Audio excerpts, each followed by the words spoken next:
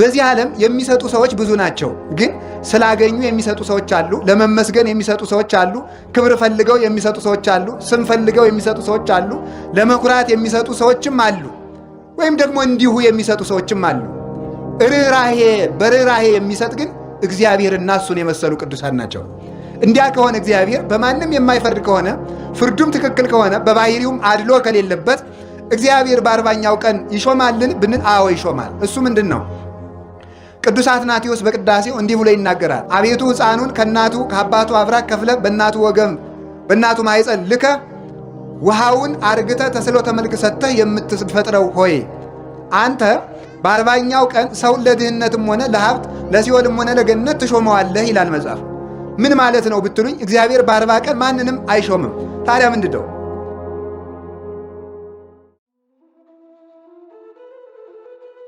ሰው ቢሰራ የሚበለጽግበትን ቢሰንፍ የሚደህይበትን እጅ ይሰጠዋል ማለት ነው። ቢሰግድ የሚኮነንበትን ኮርትሞ ቢቀመጥ የሚኮነንበትን ቢሰግድ የሚጸድቅበትን እግር ይሰጠዋል ማለት ነው። ቢሰጥ የሚጸድቅበትን ቢቀማ የሚኮነንበትን እጅ ይሰጠዋል ማለት ነው። ኃላፊነቱ በእጅ ነው። ኃላፊነቱ በአንደበቱ ነው። ቢያመሰግን የሚጸድቅበት ቢራገም የሚኮነንበትን አፍ ይሰጠዋል። ስልጣኑ ግን የእሱ ነው። የሆኑ ሰዎች ወፍን በእጃቸው ጨበጡና አንድ አባትን ሂደው ያችን ወፍ በእጃቸው ይዞ አባ ይቺ ወፍ ሙታለች አለች አሏቸው። ሙታለች ቢሏቸው እያት እስኪ ብለው ሊለቋት ነው። አለች ቢሏቸው ጨብጠው ሊገሏት ይኸው ሙታለች ሊሉ ነው። ነፍሷም ሞቷም ሕይወቷም በእጃችሁ ነው አሉ። ሞቷም ሕይወቷም በእጃችሁ ነው። ሰው ሞቱም ሕይወቱም በእጁ ነው። በገዛ እጁ ሰው ሲኦልን ይወርሳል። በገዛ አንደበቱ ሰው መንግሥተ ሰማያትን ይወርሳል። ሞት ወሕይወት ውስተ እደ ልሳን እምቃልከ ትጸድቅ ወእምቃልከ ትትኮነን። ከቃልህ የተነሳ ትጸድቃለህ፣ ከቃልህ የተነሳ ይፈረድብሃል። ሞትም ሕይወትም በአንደበት እጅ ነው ይላል ማቴዎስ ምዕራፍ 12 ቁጥር 36 ላይ ሲናገር። ስለዚህ እግዚአብሔር ሰውን ለሲኦልም ለገነትም አልመረጠም። ሰውን ሁሉ እግዚአብሔር የጠራው ለገነት ነው። ያን ጥሪውን ተቀብሎ አቤት ብሎ ስራ ሰርቶ ጸንቶ መገኘት ደግሞ የሰው ድርሻ ነው። ስለዚህ እግዚአብሔር በ40ኛው ቀን ይሾማል ማለት ብንሰራ የምናገኝበትን ባንሰራ የምንጎዳበትን አካል በ40 ቀን ስለሚሰጠን ነው።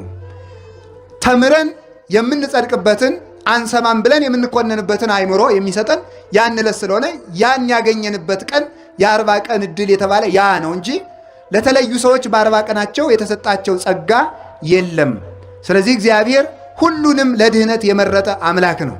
ለድህነት መርጧል። ያንን ምርጫ መቀበል የሰው ልጅ ድርሻ ይሆናል ማለት ነው። ስለዚህ መዳናችን በማን እጅ ነው ያላችሁኝ እንደሆነ በገዛ እጃችን የተያዘ ነው። ስለዚህ እግዚአብሔር ሲራክን እንዲህ አድርጎ መርጦ ከመከራ መካከል ጥበብን ገልጦ አሰልጥኖ ምስጢራትን በሙሉ አፍሶለታል። እኛንም በተመረጥንበት ጸንተን እንድንኖር አምላከ ቅዱሳን ይርዳን። እንደዚህ ከሆነ ገንዘብህን በከንቱ አታባክን ማለት ነው። እሱም እንደዚህ ብሏል። ትንቢተ ኢሳይያስ ላይም የሰራዊት ጌታ እግዚአብሔር ሕዝቤ ረሃባቸውን ለማይከላ ጥማቸውን ለማይቆርጥ ነገር ገንዘባቸውን ይበትናሉ ይላል የሰራዊት ጌታ እግዚአብሔር ይላል። ሰለስቱ ምዕት 318ቱ ሊቃውንት በፍትህ ሥጋዊ ወይም በፍትሐ ነገሥት 41ኛው አንቀጽ ላይ ወይደለው ለክርስቲያናዊ ይዝሩ ንዋዮ፣ ክርስቲያን ገንዘቡን ሁሉ ሊበትን አይገባውም፣ ገንዘቡን በአግባቡ መያዝ አለበት ተብሎ ተነግሯል። እንግዲህ ለገንዘብም አትጨነቁ ተብለናል፣ ገንዘባችሁን አታባክኑም ተብለናል። እነዚህን ሁለት ነገሮች ሰው አስታርቆ መኖር አለበት። ገንዘብ አትውደዱ ያለ መጽሐፍም ትክክል ነው። ገንዘብን በአግባቡ የያዙ መጽሐፍም ትክክል ነው። ሁሉም እንዳያያዙ ነው። እንዲህ ከሆነ የኛ ገንዘባችን ምንድን ነው የሚለውን ነግሬ ያባከነው ገንዘብ ካለ እሱን በአግባቡ እንድንይዝ ነግራችኋለሁ። እግዚአብሔር ከሁላችን ጋር ይሁን።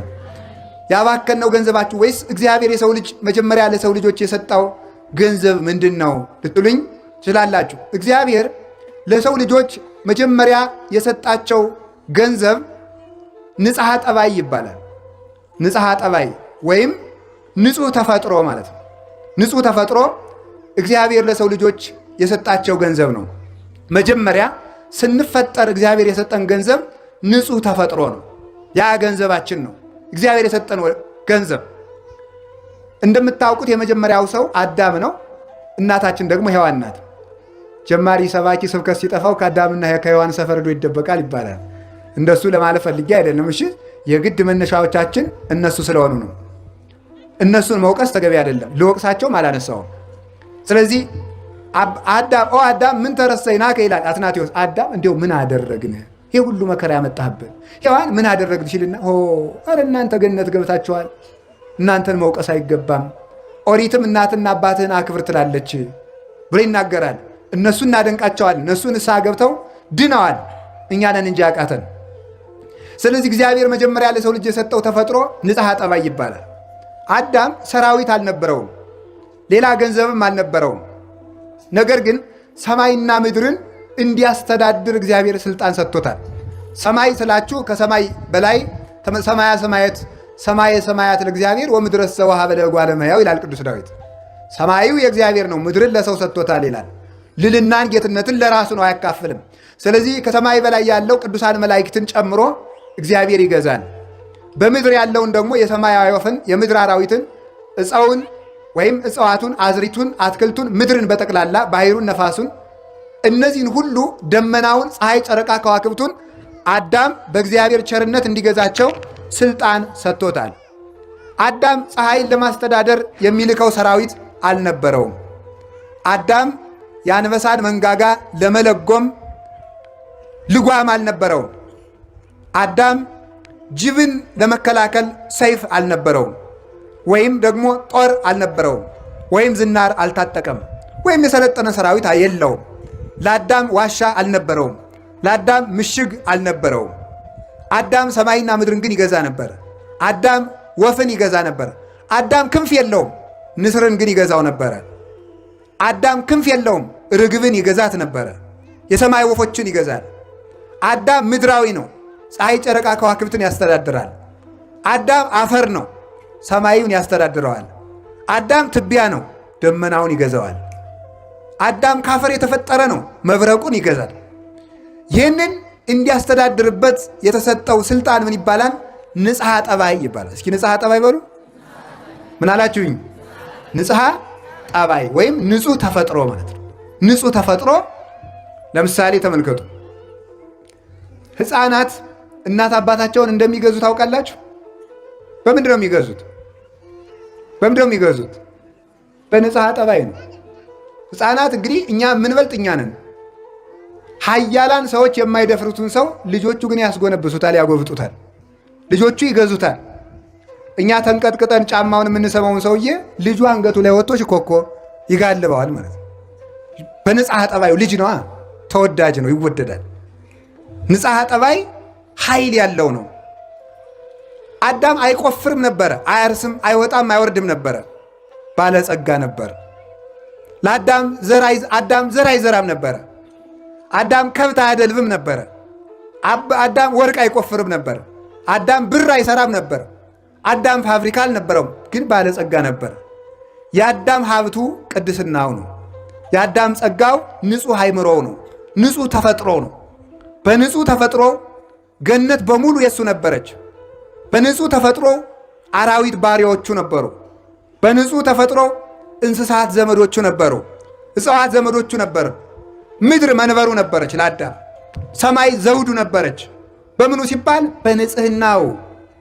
በዚያ ንጽህናው አዳምን እንስሳት እኮ ሄደው አዳም ወፍረናል ብላን፣ ሰብተናል አርደህ ብላን ይሉት ነበረ። እኔማ እግዚአብሔር ከአንድ ዕፀ በለስ በቀር ምን ነስቶኝ? ሁሉም ሰጥቶኛል። ሂዱ እናንተንስ እግዚአብሔር ይባርካችሁ፣ ርቡ ስቡ ብሎ መርቆ ይሰዳቸዋል። አዳም በገነት ሳለ ቀፎ አይሰቅልም ነበረ።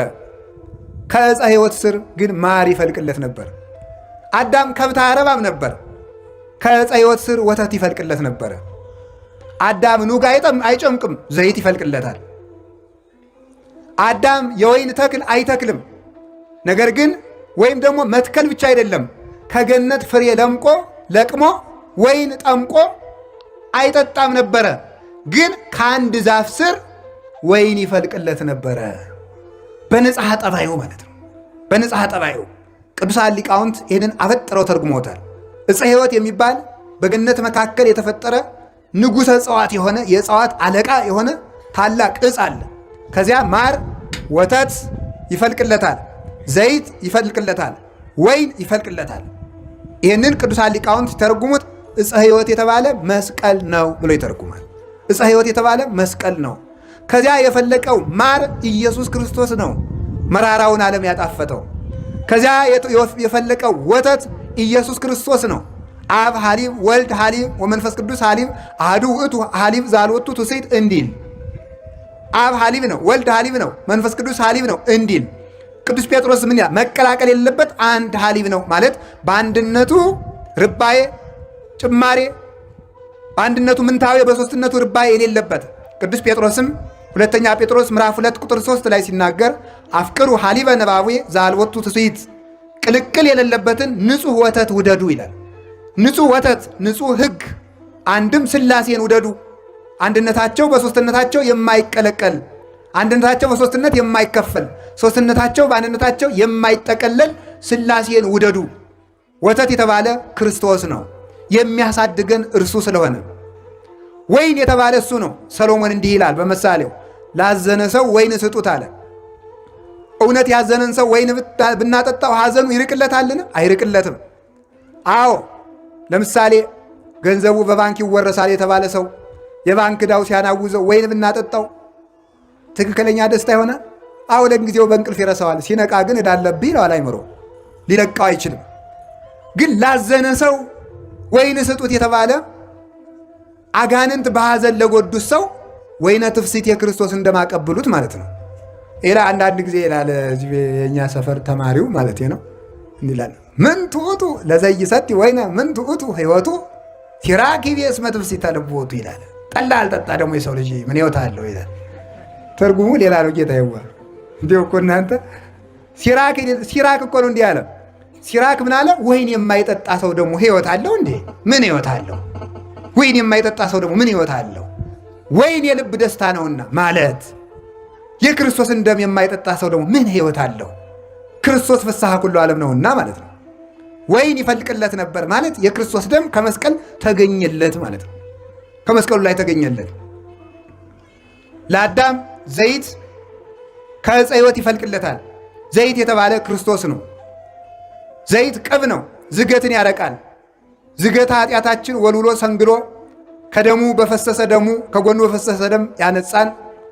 ከጎኑ በፈሰሰ ማየገቦ አጥምቆ አጽርቶ ልጆቹ ያደረገን እርሱ ስለሆነ እርሱ ምን ይባላል? ዘይት።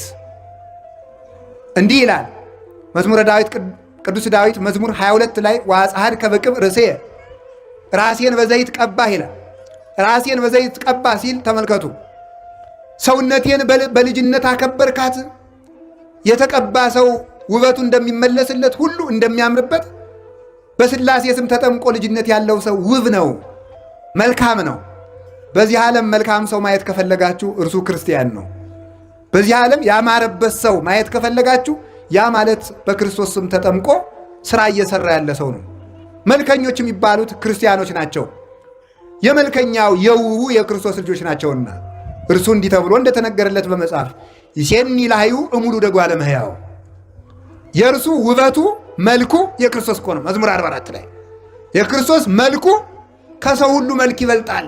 ላህዩ ውበቱ ምን ማለት መሰላችሁ? ላሄ ታምራቱ ላሄ ትምህርቱ ብለው ተርጉመውታል አባቶቻችን። የታምራቱ ውበት የትምህርቱ ውበት እንደኔ የትምህርት ደረቅ ትምህርት አይደለም። ልብን የሚያለዝብ ያዘኑትን የሚያረጋጋ የተሰበሩትን የሚጠግን የጠፉትን የሚፈልግ ለደከሙት ኃይልን የሚያስጠጥቃቸው ድውያንን የሚፈውስ ሙታንን የሚቀሰቅስ ነው የክርስቶስ ትምህርት። ስለዚህ ምን ይባላል? ላሄ ትምህርቱ ያማረ ነው። አንከሩ ምህሮቶ ሳይሳፉ ወነገረ ቃሉ ወጣዕመ ነገሩ። ሶስት ነገር ነበረው ክርስቶስ ሲያስተምር። ሳይሳፍ የአንደበት ቅልጥፍና፣ ሞገሰ ቃል የቃሉ መፈራት መከበር ግርማ፣ ጣዕመ ነገር የአንደበቱ መጣፈጥ። እየፈጠነ ሰው የሚገርማችሁ ቸኩሎ ሲናገር ግርድፍድፍ ያደርጋል። ቸኩሎ ሲናገር ሲዘገይ ደግሞ ይለዝበታል ነገሩ። ሳይሳፍ ቀልጠፍ ቀልጠፍ ቀልጠፍ ብሎ መናገር አለበት። ሰለስቱ ምዕት በቅዳሴ አይደለም ሃይማኖተ አበው ምዕራፍ 22 ላይ እንዲላለው ለቄሱ ሲናገሩ ቄስ ማለት ይላል ወኩን በሊሃ ልሳን አንደበትህ የተሳለ ይሁን፣ ለብላቢ አትሁን ማለት ነው። አስረግጠህ የምትናገር አስረግጠህ የምታነብ አንደበትህ የተሳለ ይሁን፣ ቀልጣፋ ሁን። ካህን እያለ አያወጋም። የተሳለ ልሳን ይኖርህ። የተሳለ ልሳን ኑሮ ስትናገር ደግሞ ወበልቡና ይላሉ እዚያው ሰለስቱ ምዕት ከማስተዋል ጋር ቸኩለ ስትናገር ምስጢር እንዳትስት፣ ሰው እንዳታሰናክር። ከፍጥነት ጋር ምን ይኑርህ አለ ደግሞ መደመጥ፣ ጣዕመ ነገር። በነገር ልባብነት ግን አይመጣም። ይሄ በተጥባበ ነገር አይመጣም፣ በቅድስና ነው ክርስቶስ። ስለዚህ ፈጥኖ እየተናገረ ኧረ ቸኮልክብን አያሰኝም፣ ይፈራል። ደግሞ እኛ ይውላችሁ አስፈርተን ስንናገር ይደርቅብናል። ምን ይገርምናል? ምን ይጎልናል? ጣዕመ ነገር። አለዝበን ስንናገር ደግሞ እናጫውታለን ስንል ደግሞ ይበላሽብናል። እንደው ሰው እየተበላሸው አያ እንደው ዝባዝንኬ ሆኖ ይባላል ደግሞ ማለት ነው። ሞገሰ ቃል ደግሞ ይጎለናል፣ ክብር ይጎለዋል፣ ወርደን እንገኛለን ማለት ነው። ክርስቶስ ግን ሶስቱን ያካትት ነበረ። ላሄ ትምህርት አለው፣ ላሄ ታምራት አለው። አዝኖ ይፈውሳል፣ አዝኖ ያስነሳል፣ አዝኖ ያመሳል ማለት ይመግባል፣ አዝኖ ያስተምራል። የቻለውን ሁሉ አይናገርም፣ ያወቀውን ሁሉ አያስተምርም። አዝኖ ነበር የሚያስተምረው፣ ለማይነገረው አይነገርም። ሐዋርያት አንድ ቀን ሰብስቦ እንዲህ አላቸው። አንድ ትልቅ ምስጢር ሊነግራቸው ፈልጎ በዚያ ሰዓት ግን ያንን መሸከም የሚችል ጆሮ እንደሌላቸው አየና ወብየ ብዙ ነገር ዘነግረክሙ፣ ብዙ የምነግራችሁ ነገር ነበረኝ። ወባይቱ ኢትክሉ ይእዜ ጸዊሮቶ፣ ነገር ግን ዛሬ ልትሸከሙት አትችሉም አለ። ጊዜ እያየ ነበር የሚያስተምር፣ ያወቀውን ሁሉ አይሰረግፍም ነበረ። አዛኝ መምህር ነው። ይህን ይዘው ሊቃውንቱ ደግ መምህር፣ ደግ ሐኪም፣ ደግ እረኛ ይሉታል፣ ደግ አባት ይሉታል። ደግ እረኛ በጎዳለበት ይሄዳል፣ ክርስቶስም እኛ ወዳለንበት መጣ። ደግ ሐኪም ከቤት ሄዶ ያክማል፣ ክርስቶስም በቤታችን መጥቶ አዳነን። ደግ መምህር ካሉበት ሄዶ ያስተምራል፣ ክርስቶስም ወዳለንበት መጥቶ አስተማረን። ደግ ንጉሥ የግዛቱን መጎዳት ወርዶ ያያል ከዙፋኑ፣ ክርስቶስም ደግ ንጉሥ ነውና ከመንበሩ ከሰማይ መንበሩ መጥቶ እኛን ጉዳታችን አይቶ መልሶ በመንበሩ ላይ አነገሰን ማለት ነው። ስለዚህ ጌታችን ኢየሱስ ክርስቶስ የውበት ምንጭ ስለሆነ ላህይ ይባላል። ስለዚህ መስቀል የልጅነት ምንጫችን፣ የጥማት መቁረጫችን፣ የውበታችን ምንጭ፣ ማደጊያችን፣ የምናድግበት ወተት የፈለቀበት፣ ሐዘናችን የሚርቅበት ወይን የፈለቀበት ነውና ዕፀ ሕይወት። አዳም ከዚህ ዕፀ ሕይወት ስር እነዚህ አራት ነገሮች ይፈልቁለት ነበር። ስለምን? በንጽህናው፣ በቅድስናው፣ በንጽሐ ጠባዩ። ያንን ጠባዩን አበላሸው። ገንዘብህን በከንቱ አትበትን ማለቱን ማለት መስላችሁ ንጽህናህን በከንቱ አትጣል ማለት ነው። እስኪ በሉ ሁላችሁ ንጽህናህን በሉ። በምን አትጣል? በከንቱ አትጣል። ንጽህና ብቻዋን ነበረች አዳምን አንግሰው የምትኖር። ንጽህናን ምን አጎደላ ስትሉ ስግብግብነት፣ አልጠግብ ባይነት ንጽህናን አጎደለ። ከዚያስ ድሮ እኮ ሰውና አንበሳ ጠበኛ አልነበሩም። አንበሳ ሂዶ የአዳምን እግር ይሊስ ነበር። ሰውና ጅብ ጠበኛ አልነበሩም። ሰውና ነምር ጠበኛ አልነበሩም። ሰውና እባብ፣ ሰውና ዘንዶ ጠበኛ አልነበሩም። ሰውና አይጥ፣ ድመት፣ ጉርጥ ጠበኛ አልነበሩም። ሰላማውያን ነበሩ። በማን አማካኝነት? በንጽህና አማካኝነት። የአዳም ንጽህና ሲጎል ግን ምን ሆነ? ጅብም አዳምን እበላለሁ ማለት፣ እባብም እነድፋለሁ ማለት፣ ዘንዶም እውጣለሁ ማለት፣ ነምርም በጥፍሬ እዋጋለሁ ማለት። ንጽህና ሲጎድል ወዳጆቻችን ሁሉ ጠላት ይሆናሉ፣ ከአጠገባችን ይሸሻሉ። የኃጢአት ችግሩ አንደኛ እግዚአብሔርን፣ ሁለተኛ ወዳጅን፣ ሶስተኛ ራስን ያሳጣል ይላል ሊቅ። አንደኛ ማንን ያሳጣል? እግዚአብሔርን። ሁለተኛ ማንን ያሳጣል? ራስን። ሶስተኛ ማንን ያሳጣል? ወዳጅን ያሳጣል። አዳም ንጽህና ሲጎለው የእግዚአብሔር ክብር ከሱ ላይ ጎደለ። ሲጎለው ራቁቱን ተገፈፈ፣ በገዛ እጁ ተሰደደ። ኃጢአት ያሰድዳል፣ እርኩሰት ያሰድዳል፣ ንጽህና ያነግሳል። ከዚያስ ተመልከቱ፣ አዳም ማንን አጣ? ንጽህናውን ሲያጣ ራሱን አጣ። ራሱን አጣ ማለት ነው። አዳም ሆይ የሞት ሞት ሙት ተብሎ ተፈረደበት። በሞት ራሱን ያጣ ንጽህናውን ሲያጣ ነው። ንጽህና ራስን ያሳጣል። ሶስተኛ ማንን ያሳጣል? ወዳጅን ሁሉ ያሳጣል። የገዛ ሚስቱ ወዳጁና ጠላት ሆነችበት፣ ጠላት። እንኳንስ ከብቶች፣ እንኳንስ ላሞች፣ እንኳንስ አንበሶች፣ እንኳንስ ነምሮች ይቅርና መሬት ራሷ ለአዳም ጠላት ሆና ተነሳችበት። በዚህ ትደነቃላችሁን? የገዛ ሰውነቱ ለአዳም ጠላት ሆነበት። ምን አበቀለበት? እሾህ። ኦሪት ዘፍጥረት ምዕራፍ 3 ቁጥር 17 ላይ እግዚአብሔር ምን አለው? ምድር በአንተ ምክንያት እሾህ ታብቅል አለው። እሾህ ታብቅል። እጽዋት ከአዳም ስህተት አስቀድሞ እሾህ አልነበረባቸውም።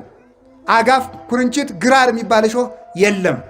የአዳም እርግማን ከእጽዋት ላይ እሾህን አበቀለ። በሰሙ በወድቁ የአዳም ሰውነት በሽታ አበቀለ፣ ደዌ አበቀለ። ከዚያ በኋላስ ደግሞ ክፉ ሕሊናን አበቀለበት።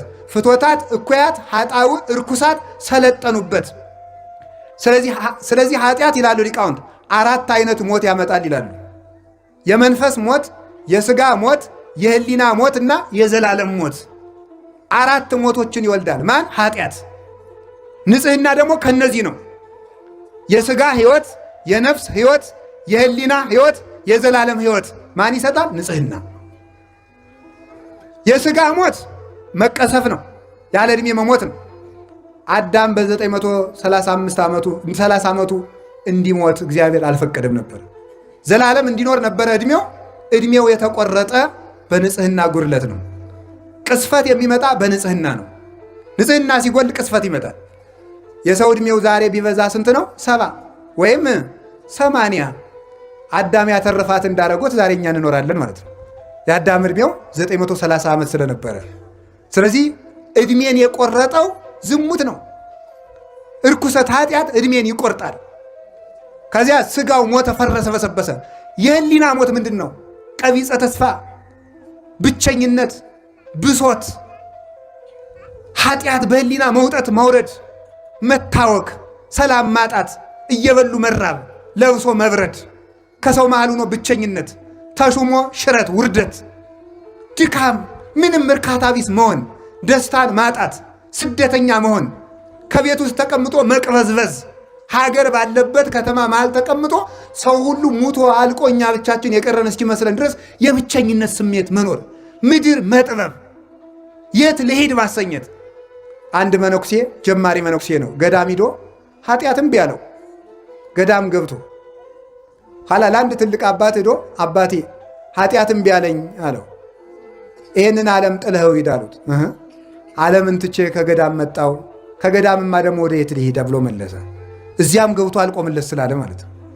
እስኪ ከዓለም ወደ ገዳም ተሄደ፣ ከገዳም ቢፈትን የት ይኬዳል? ስለዚህ ከራስ መሸሽ ነው እንጂ ከቦታ መሸሽ አያዋጣም። መሸሽ የሚባለው ከራስ ጠባይ ነው፣ ከራስ ልማድ ነው። ቦታችን እየለወጥን ብንቀመጥ፣ ብቻችን ከጫካ መሃል አንገታችን አስረን ብንጸልይ፣ ከጠባያችን ካልሸሸን፣ ከቦታ ብንደበቅ፣ ከከተማ ብንወጣ ፍጹም ሰላምን ልናገኛት አንችልም። ስለዚህ የእግዚአብሔር ቤተሰቦች የአዳም የባከነ ሀብቱ ንጽሕናው ሥጋውን ቆረሰበት፣ ሕሊናውን ገደለበት።